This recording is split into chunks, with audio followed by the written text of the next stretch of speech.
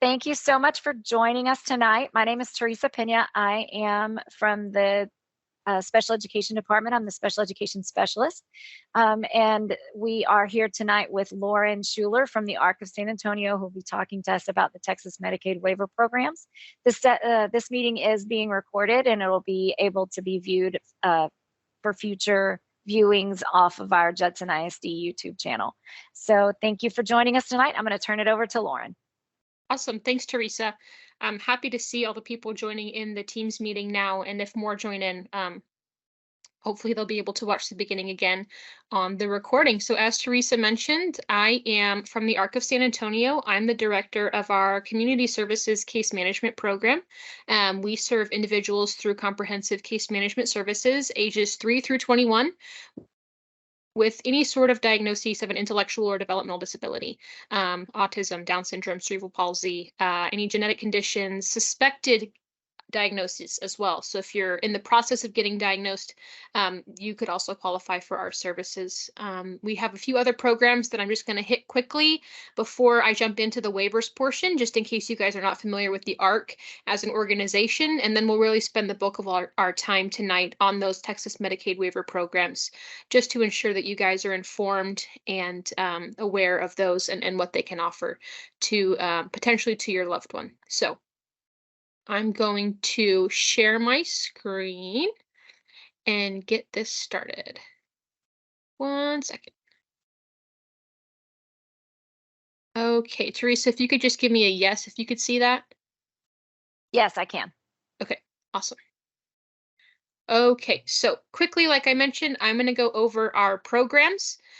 We have 4 programs here at the ARC of San Antonio, and our mission is simply to improve the quality of life for people with IDD and those who care for them. So that's a very broad mission, and that's intentional. And our vision to go along with that mission is a community where all people with IDD and those who care for them have the supports and services they need to reach their maximum potential. And through our services, we aim to do that. So quickly, the ARC of San Antonio was founded in 1954 by parents of individuals with IDD, along with community advocates. And in the beginning, it was not the way that it is now, if you know what we do, but it was a start. And there are actually ARC chapters across the state and across the U.S. as well. So we are just a local chapter here in San Antonio, and each chapter kind of does a little bit of their own thing. But our goal is to serve as a social service home to those with IDD. And we assist families during all phases of life. So I mentioned my program, which has an age requirement, but through all 4 programs, we do birth to grave. So as I mentioned, kind of a social service home. And with that, we do a lot of guidance, advocacy, and enrichment provision for children and adults with IDD and their families. And we strive to develop programs and partnerships within the community, such as with local school districts a lot, to address issues facing people with IDD and their families. So as I mentioned, again, 4 programs, total about 1,800, probably now the number is more close to 2,000 individuals yearly. And of that number, about 1,200 school-age children and their families. And we serve Bear in every county that touches Bear. So that is 8 total counties. Diagnoses I already went over. And depending on the program, our clients have either state program funding through the waivers, the ability to pay privately for day programming fees, or our case management and support services are free of charge to families. So quickly, our Adult Life Enrichment Program, or ALE as we abbreviate it, is for individuals 18 and up with IDD in an environment conducive to what's now called individualized skills and socialization. That is now a state licensed program that we are a part of and participating in. And each individual through that ISS plan and program are offered variety of activities based on their individual goals, interests, skills, and abilities. And that plan is created through their caregiver, whoever their kind of network is, and their funding provider. So with the ALE program, We're open from 7 a.m. to 4:30 p.m., but it's 6 hours of programming a day from 9 a.m. to 3 p.m. And again, it's based on their goals, but broadly, they work on life skills, enrichment activities. They play basketball every Friday. They have a health matters class. This summer, they've been swimming. So we have 2 locations, and one of the locations has a pool. So both locations have been swimming this summer. Actually, we'll be finishing that up this week here. It's getting too cold for them now to go swimming still in the mornings, but that's another big one. And community outings is another huge way that they get out and get that socialization piece. So the primary connection to community integration happens at the ARC for many of these adults, and that is their only form of community integration is coming to our day program. So they are very enriched by the program, in my opinion. It's fulfilling for them, and some of them do have jobs. Some of them only come part-time, some come full-time. So it just depends on the individual situation. So the admission requirements are as stated below, similar diagnoses requirements to the overall requirements of the organization. And the main one is being that they have to be over the age of 18.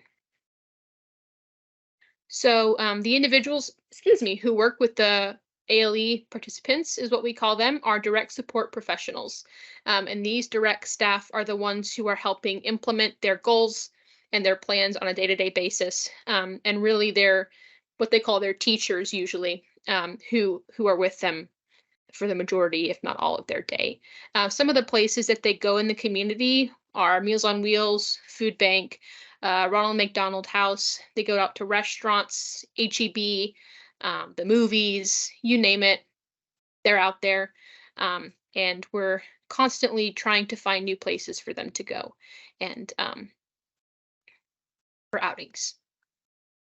So as I mentioned, 7 a.m. to 4:30 p.m. are our hours, and I should also mention that we do not provide transportation, although the Via Transit does run and drop off individuals daily, and those are our 2 locations there.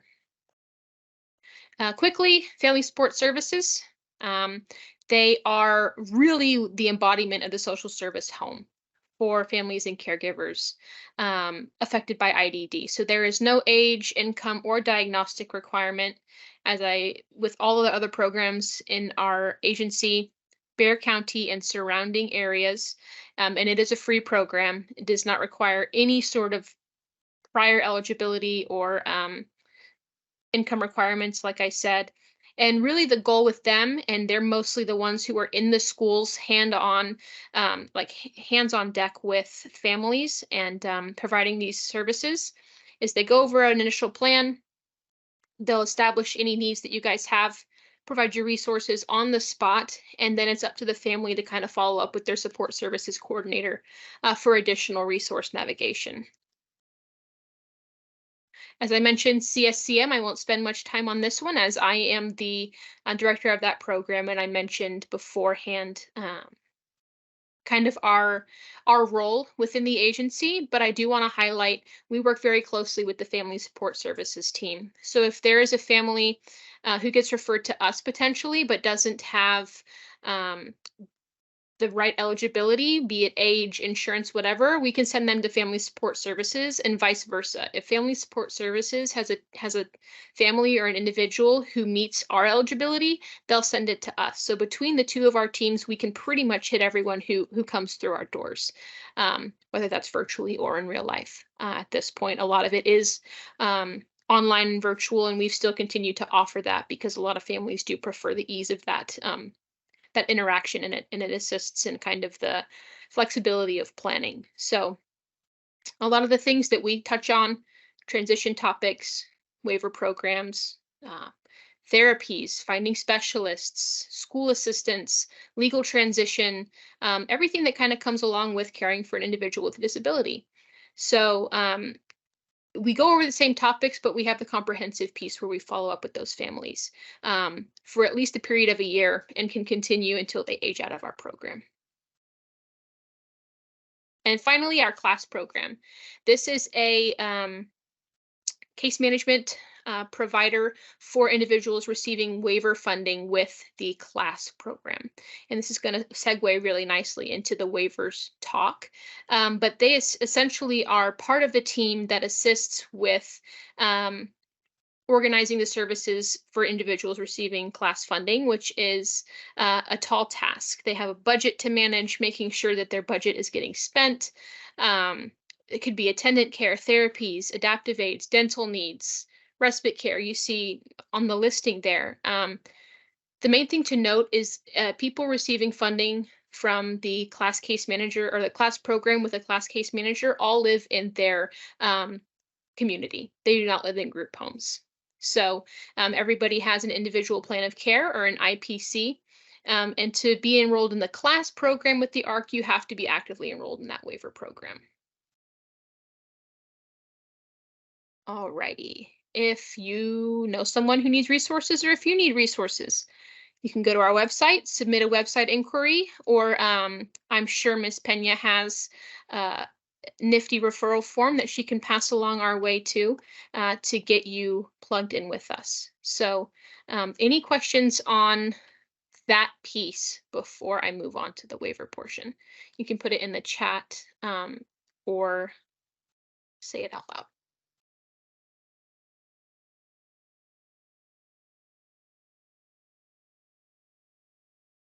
Okay, I keep going. Want to get to the meat and potatoes of this. So Texas Medicaid Waiver programs, hopefully you guys have been made at least somewhat familiar with these, maybe heard the term before. I'm going to tackle this as if this is brand new to everybody, just because this is also being recorded and hopefully it can help some other families in the future. But the Texas Medicaid Waiver programs are important. And before we jump in, there's a few acronyms that you might hear thrown around or that you might have heard thrown around already. And you're like, well, what the heck? There's too many letters. They all mean similar but different things. So I put this kind of key here to give us some time for a second to go through them. So HHS, very common acronym thrown around, Health and Human Services. An SSLC is a state-supported living center, and that's essentially what they call institutions here in the state of Texas for individuals with IDD. So that is their official term for that. LTSS is long-term services and supports, and that is essentially what the waiver programs provide. DID is a term that you may have heard before, and that is a determination of intellectual disability. And an ICF/IID, which is such a mouthful, is an intermediate care facility for individuals with an intellectual disability or related conditions. And that's usually shortened just to an ICF. A LIDA is your local intellectual and developmental disability authority. And for Bexar County, which I'm assuming all of you guys reside in, that would be ACOG. ACOG is the local authority for Bexar County. And then an MCO is a managed care organization. Your child or loved one that you care for may be receiving Medicaid, and whoever their Medicaid provider is their MCO. So what exactly is a Medicaid waiver program? It is a program essentially that allows the state to be more flexible in how it spends money in order to provide people with those long-term services and supports with disabilities. It's important to note that it is not Medicaid. It is not insurance. It's a waiver that provides additional funding aside from the traditional Medicaid coverage. In order to receive these long-term services and supports in the past, people had to live in SSLCs. And these waivers were initially created to kind of bypass that requirement. There are different rules and funding amounts and all that fun stuff for each of them. I'll get into a little bit of that, but just note that no one is exactly the same. And also importantly, as it's not Medicaid insurance, it does not look at parental income or resources for people being put on these lists and receiving funding for the program. So even if your child does not qualify for Medicaid per se, you can still place them on these programs. So waiver is essentially meaning that it waives the rules, namely family income. If someone meets the eligibility requirements, individuals can get the services they need in their own homes or other community-based settings instead of SSLCs. So the entire goal is to keep people out of institutionalized settings with these waiver programs. People who receive the waiver services, meaning that they're no longer on these interest lists, which we'll get to, also are then eligible for full Medicaid health care as well. So this is an interesting, I guess, factoid that shocks some people. The average cost of a waiver program for one person annually is $51,000. And it covers those things that you see there, among others: nursing, respite, modifications, aids, behavior services, therapies, dental care, you name it. The average cost of an SSLC is $321,000 for that same individual. Let that soak in. That's not a typo. It is far less expensive to invest in Medicaid waiver funding, but the lack of funding for programs is so vast that the interest list currently, the wait on most of these lists for the different programs is 15 plus years, due to the lack of funding for these waiver programs and the continuation of funding for these state-supported living centers. That, as I just said, adds up to over 150,000 unduplicated citizens in the state waiting for services on these interest lists. It is my recommendation, and I'll stress this throughout, that you place the person that you're caring for, your loved one, your child, whoever it may be, on all the lists that they qualify for, that they maybe even potentially qualify for, because you can be on all of them at once, and you can make the decision when the time comes that their name comes off these lists. So we're going to get into each program a little bit here, but it's important to note that there are 7 total in the state. Home and community-based services, also known as HCS, Texas Home Living, also known as TXHML, which is a hilarious acronym, and most people just say Texas Home Living. Community Living Assistance and Support Services, or CLASS, Medically Dependent Children's Program, which is MDCP. And then we have 3 more kind of specific waiver programs related to different disabilities and needs. Deaf-blind multiple disabilities, or DBMD, the YES program, and the STAR Plus waiver. And we're going to get into each of those right now. Okay, first is the Home and Community-Based Services waiver program. So the population served through this HCS waiver is anyone in Texas with an intellectual disability or related condition in order for them to live in their community. There is no age requirement so long as you've been given a diagnosis before the age of 21, and you have to have an IQ of 69 or below, or 75 or below with a primary related condition. And those can be found on the HHS website. And my PowerPoint would be 3 hours long if I went into all the related conditions. So we've left it there. Financial eligibility for the applicant only, so just for the individual with a disability, has to be within 300% of the SSI monthly income limit. And the goal here is for the individual to remain in their natural home, a host companion home, or a group home. So this waiver funds a group home placement. And it's important to note also that this waiver and the next one that I'll talk about, Texas Home Living, are coordinated through the local authority. So again, for Bexar County, that would be ACOG. Services include, like many of them, nursing and psychological care. Importantly, that also includes residential and dayhab. So like our ALE program, like group homes, this waiver provides funding for those services so that you're not having to pay out of pocket for those once your child is an adult. Respite care, behavior services, vehicle modifications, which could be huge if someone's in a wheelchair and needs a ramp in the van or something of that sort. And the downer for this one is that it is currently a 15+ year wait for services. So I'll give you the phone numbers at the end for ACOG and Health and Human Services. And if not already, I would recommend giving them a call to get these processes started. So Texas Home Living is nearly identical to HCS, except for the financial eligibility piece. So with the Texas Home Living Waiver Program, the individual has to already be eligible for Medicaid prior to, because their monthly income has to be within 100% of that SSI monthly income limit.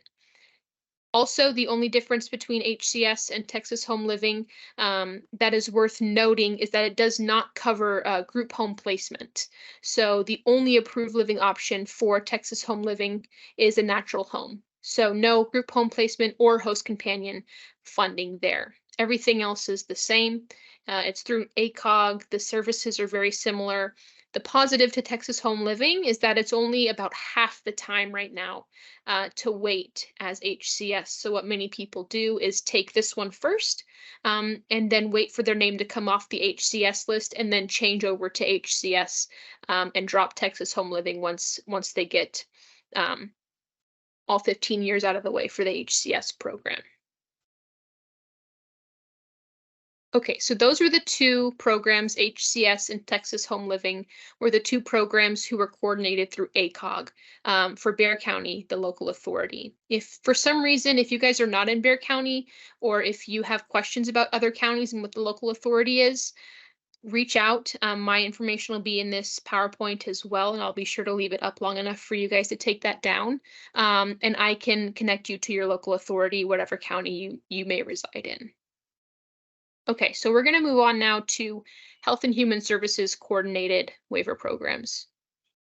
The most common and well-known one is the CLASS program, which I mentioned earlier, as we have a case management agency related with the CLASS program. So this program is for people with related conditions as an alternative to an ICF placement. So this is for people with a disability other than IDD alone that originated before age 22, i.e. cerebral palsy, epilepsy, muscular dystrophy, Down syndrome, autism, related conditions and diagnoses like that would be the eligibility for the CLASS program. The age and diagnosis requirement, as long as the disability originated before age 22, there is no age requirement. But the important thing here is that you have to meet the level of care criteria for placement in an ICF home, which is essentially a Medicaid-funded group home. The financial eligibility is the same as HCS, so 300% of the SSI monthly income limit for the individual with a disability on that list, and the only approved living option is the natural home for that individual. As I mentioned, a case management agency, such as the ARC, along with a direct services agency, help organize the services needed to achieve the maximum levels of independence for the individual. And that's really where the collaboration comes in with the family. They meet on a monthly basis to make sure that the family's budget is spent and that they have the services they need, coordinating home modifications, vehicle modifications, dental work, all that fun stuff. With the CLASS program and all of the other waiver programs, you cannot be enrolled in another one at the same time, but you can be on other waiting lists. So often what happens as well is someone will be on the CLASS program and then their name will come off the HCS list or vice versa. And when that happens, you essentially just forfeit your spot and get put back on the bottom of the list. So for the CLASS program, again, the services are very similar to the others, but I do want to point out that one thing that the CLASS program covers that the other waivers don't is specialized therapies. That could be aquatic therapy, music therapy, massage therapy, equine therapy. And that's something really, really unique that the CLASS program does fund that the other ones don't. And along with the HCS program, this one is about a 15+ year wait at the moment. I placed an individual a couple weeks back and they were like 84,000 something on the list. So the list is growing rapidly and not many people are being released, at least not enough to make a dent in the wait at the time being. So the next one is the MDCP waiver. This provides services to families caring for children in the home or in the community who are medically dependent. And so it's designed to keep young children out of nursing level facilities and allows them to get that nursing level of care in the home. The requirement, therefore, is that they must meet the level of care need provided by that skilled nursing facility. And that's determined when the individual's done waiting, and they'll come out and do their own eligibility determination for that program. Once the individual has come out and been evaluated, the financial eligibility is based on the child's income and resources only. So typically, even if you were not eligible for Medicaid, you would still become eligible for this program as it's only looking at the child's resources. And you have to be under the age of 21 as well. I failed to mention that part. Again, this one is focused on that nursing level of care. So nursing, respite, any home modifications or adaptive aids needed to allow the individual to remain in their home is really the goal of this waiver program. Okay, so now we're getting into the YES program. So this is a mental health waiver provided by the Center for Healthcare Services here in Bexar County. And it is geared towards children ages 3 through 18. And it is for children and youth who are facing serious mental, emotional, and behavioral difficulties. They utilize a process called wraparound, and this is essentially putting a team together with a mental health team, with the parents, with school, community, whoever's involved in the individual's life, and make sure, again, that this individual at all costs stays out of an institution or a residential treatment facility. So family-centered, obviously, keep the individual in their home, and the goal is to prevent out-of-home placement. Specialized therapies come along with that, family support, supported employment, respite care for the caregivers, transportation to appointments, anything needed, again, to keep that individual facing those mental behavioral difficulties in the home. You have to have a qualifying mental health diagnosis, but you can also have a secondary diagnosis of IDD and qualify for this waiver as well. And so it's a short-term program. So that's important to recognize too, that the program does not last forever. With the other ones that I've mentioned so far, once you're receiving the funding, you can stay on it for as long as you want until you pass away, honestly. But this one is a short-term program. So the Center for Healthcare Services, as I mentioned, is the coordinator for the YES waiver here in Bexar County. And that can also be found on the HHS website, whoever your YES waiver provider is. It's a unique one, but it's one that I think many people could benefit from. And then finally, we are going to talk about the STAR Plus waiver. This is essentially the waiver that individuals who were previously receiving the MDCP, or the Medically Dependent Children's Program waiver, were receiving once they age out at the age of 21. They transition over to STAR Plus if they need that continuation. So again, the goal is to have individuals remain in the community and not be put into a nursing facility. But you do not have to have a disability for the STAR Plus waiver. You can, and that's where the 21 comes into play, or anyone 65 and older can technically qualify for the STAR Plus waiver. And the qualification is the level of care need by that skilled nursing facility. So think MDCP plus nursing homes for old folks, essentially. And financially, you must be eligible for or currently receiving Medicaid at the time of receiving services with the STAR Plus waiver.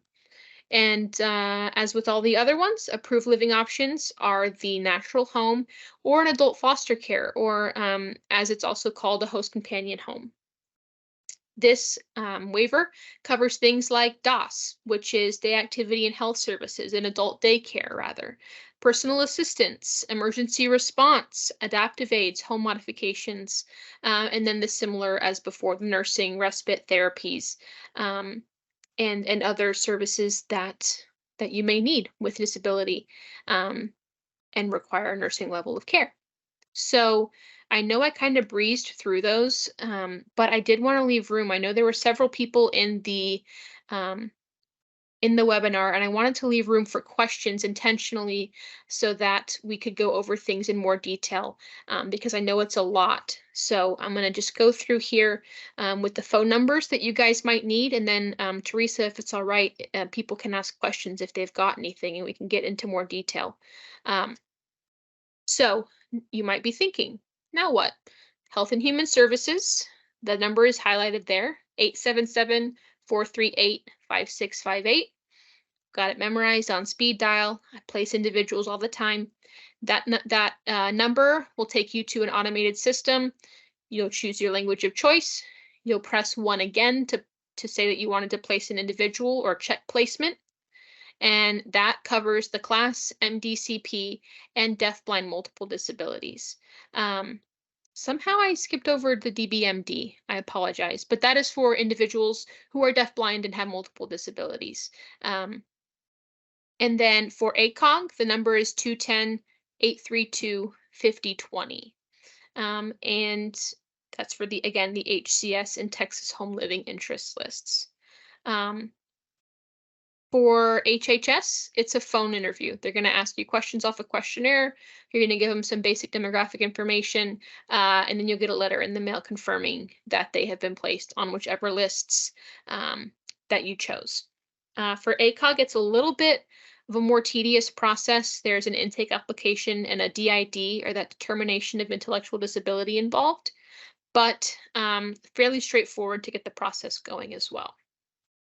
So those are those 2 numbers there for ACOG and Health and Human Services. And then in addition, I put myself and then our FSS director as well, Heather, on there in the event that you want additional follow-up resources, information. If you have any more questions, as I mentioned, you can do the inquiry on our website or give us a call, and we will be able to point you in the right direction.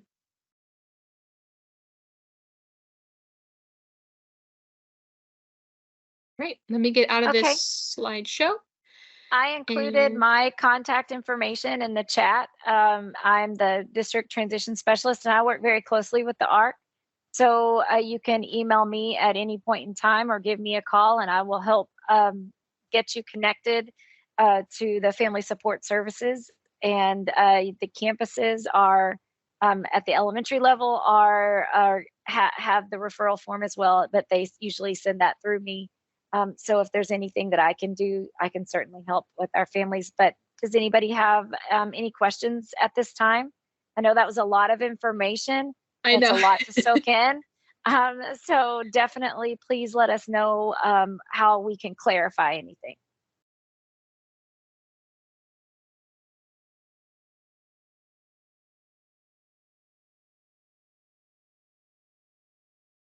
I see someone typing. Certainly unmute. If you'd rather not type in the chat, you can unmute and ask your question as well. And I will say again, while she's typing, even if your individual is already on these lists, or once they are on these lists, please call at least every other year, if not every year. Pick a time, whether it's their birthday, Christmas break, summer, when summer begins, just to make sure. I've heard horror stories of people getting kicked off the list for literally no reason at all. So please do call and just confirm. For DBMD, what is the criteria for multiple disabilities?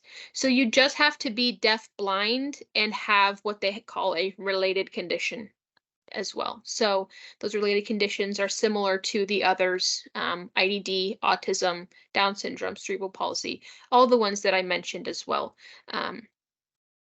but primarily the deaf-blind diagnosis is what gets you into that specific waiver.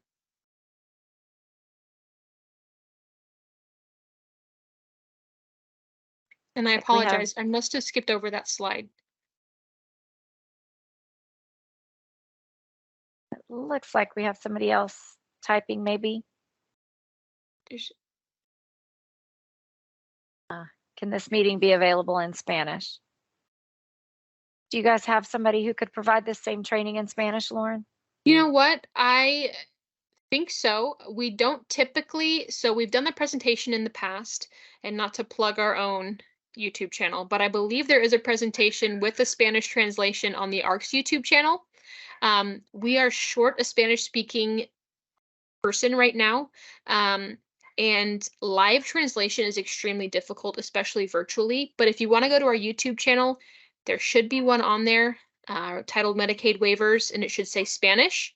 And in the future, we can definitely work on even getting it transcribed post presentation. Is something we've discussed too. Cost has been an issue there. But Lauren, definitely, is that if enough video people need it. Is that video something that I can share on our YouTube Absolutely. channel? Absolutely, please. And I can look right now Okay. and put the link in the chat for you guys if I can find it quick enough. Were there more questions?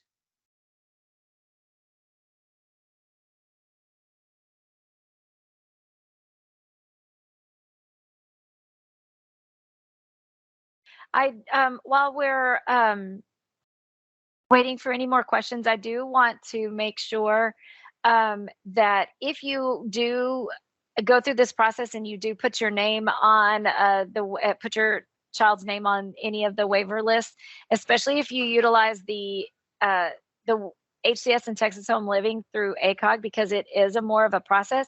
If you are not someone that answers phones numbers you don't know, then that number that Lauren has on her slide, plug that into your phone and call it answer this, or, because if you don't answer it, they're not going to keep calling you. They're not going to call you over and over again until you answer. They'll leave you a voicemail, and if you're not going to return their call, and it's very difficult to get to a person through ACOG because they are servicing a huge area. That it's very difficult sometimes to get through to a person there. So when they call you, you got to jump on it and answer that phone call. So I definitely encourage you to title it, plug it in your phone and title it whatever you have to make sure that you know to answer that number. Yeah. So that's just a little advice. They call Ms. 3 Smith times. asks, oh, 3. Okay. At least you get 3, but you don't want to wait till time 4. Are there any in-house services at the ARC for minors with disabilities besides? Yes. Unfortunately, no, we don't provide any in-house services to families through the ARC. With the support services team and also with my my team, the community services case management program, we're essentially the experts in getting you to the experts. That's kind of how I like to put it. So we'll typically have a resource for most anything you could think of. So if you need in-home care for your minor, absolutely, we'll have those resources, but we don't provide those services directly.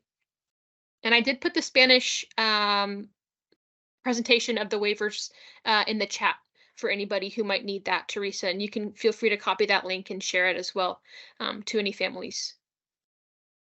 Great, thank you. That is one that was done in a little different style, just as a heads up. It was a webinar series that we had with a kind of a panel.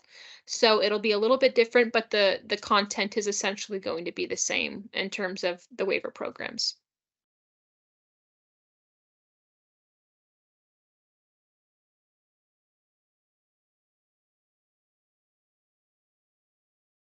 Well, thanks so much, Amanda. I'm glad you found it helpful. The link I just posted is the link to our Judson ISD playlist, where it will have other topics on alternatives to guardianship, SSI and SSDI. Those topics will also be coming up live this year through this same session process. In fact, you'll be able to use this if you used a QR code for this session, you'll be able to access this any future sessions that are called transition talks through that same QR code. And I will be sending out flyers as we go.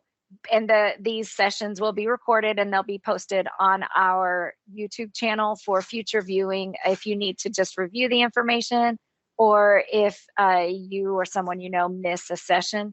And I will always have updated information. So any of the when I do my SSI and SSDI session this particular school year, I will replace last year's video with this year's video, so it will always be current. Any other Awesome. questions? Are there any other topics that would be helpful as far as the families that are here? I always love input as Oh, that'd to be what great. topics I need to bring to the table to share with our families. So if you have any ideas or anything like that this year, we will also be talking about guardianship alternatives. We'll have a session on post-secondary education and disability support services from at a college level. We'll have a session on independent living.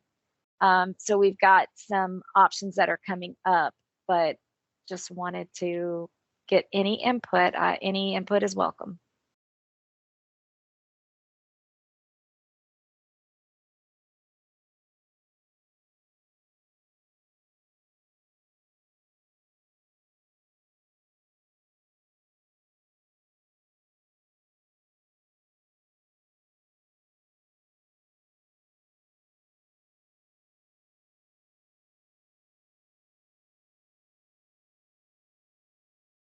Oh, non-emergency respite care information will be helpful. And are you, Miss Jennifer, you're asking what if you're not eligible for Medicaid?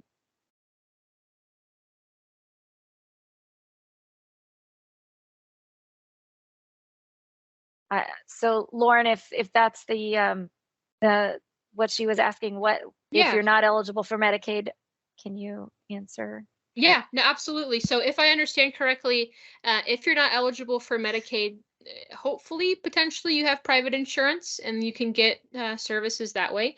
If you are not on private insurance and also ineligible for Medicaid, which also happens, yeah, reach out to us. There are definitely still services available. Many programs will still do like a sliding scale fee, and that's just in general with the community. If we're talking specifically with waivers, you do not have to be eligible for Medicaid, just your child does, and that's important. And I know it's super confusing because families are like, well, I don't qualify, and so they never think to press further. So I do encourage you, even if your kiddo doesn't qualify for Medicaid through your income, still put them on these lists, and they will qualify once the waiver programs do come into effect. I hope that answered your question. And you can still utilize the ARC even if you're not eligible for Medicaid. So that is not a requirement. And non-emergency respite care information, there's a number of places Sure. that offer respite care. What's the funding source that they require? Do you know Typically, off the top of your head? non-emergency respite care is private pay. So organizations such as like Respite Care San Antonio being the biggest one, is sliding scale. So they do based on income, and other ones like Special Reach, who does like party night respite events, is like a flat fee for each party night. I think is like, I want to say $25, or you can pay for all of them at once. So if you want to do like all 6 party nights for the fall or whatever, then it's a flat fee for all of those.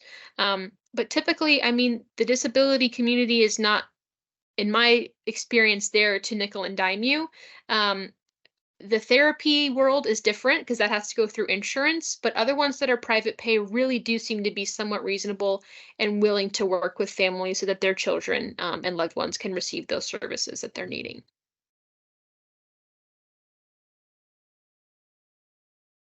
And you can certainly email me if you need ideas or places to call. We have some lists of with phone numbers and things like that that you can certainly reach out to see if they would meet your needs for the non-emergency respite care. Absolutely. Any other questions?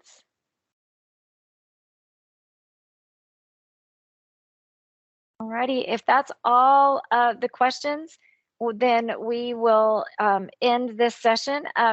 Lauren and I will stay on for a few more minutes just in case Sure. anybody has a last minute question that you think of right as you're about to log off. And it's okay if you are overwhelmed with all the information that was given tonight. The waiver programs are a very heavy subject, a very heavy topic. And even if you don't understand what they are or what they mean, you have 15 years to figure it out. So put your students on the list Yep. as soon as you can, and That's we'll a walk great way you to through put the it. rest after it. You've got a long time to figure it out at this point. What's Absolutely. important is knowing that these are funding in the form of services that you can have to help support you in that long-term supports and services. So thank you so much for your attendance tonight. We really appreciate it.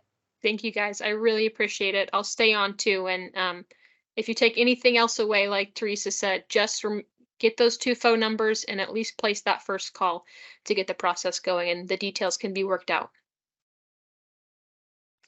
Alrighty, I'm going to stop the recording now.